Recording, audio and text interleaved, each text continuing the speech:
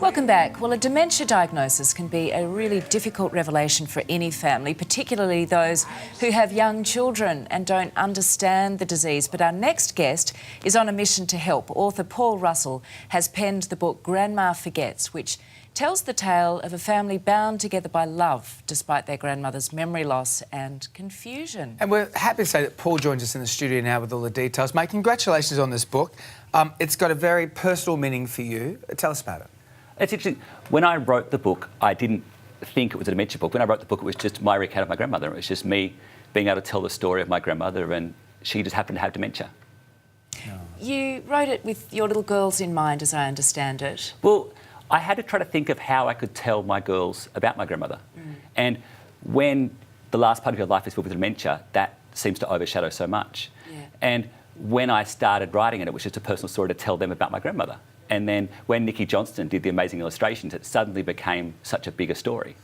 So tell us about how this book, because we've read it here, but people at home may not have read it yet. That first line or that first page really gets me too. But how does it teach kids compassion and resilience when it comes to, you know, really understanding something like dementia? Yeah, I think naturally children are compassionate and resilient.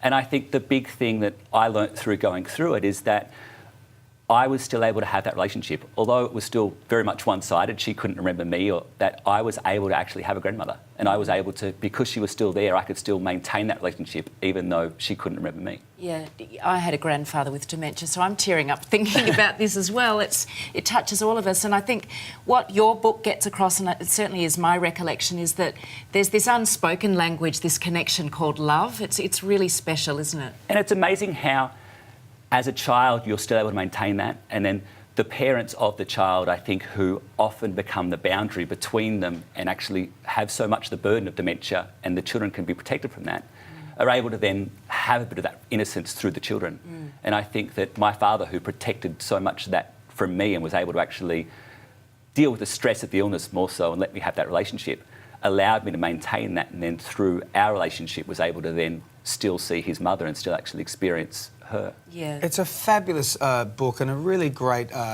testament to the relationship that you had with her. As I said, we read it in the office this morning. We were all tearing up about it. It's called Grandma Forgets. Go out and get it now. You got more books coming? I have another one next year on another personal story on dyslexia, and so the idea of being a writer and being dyslexic at the same time. What a great thing. You're really doing a fantastic job. Thanks for coming on. Thank you for having me. You can go get this book now. It's called Grandma Forgets. It's in all good bookstores now.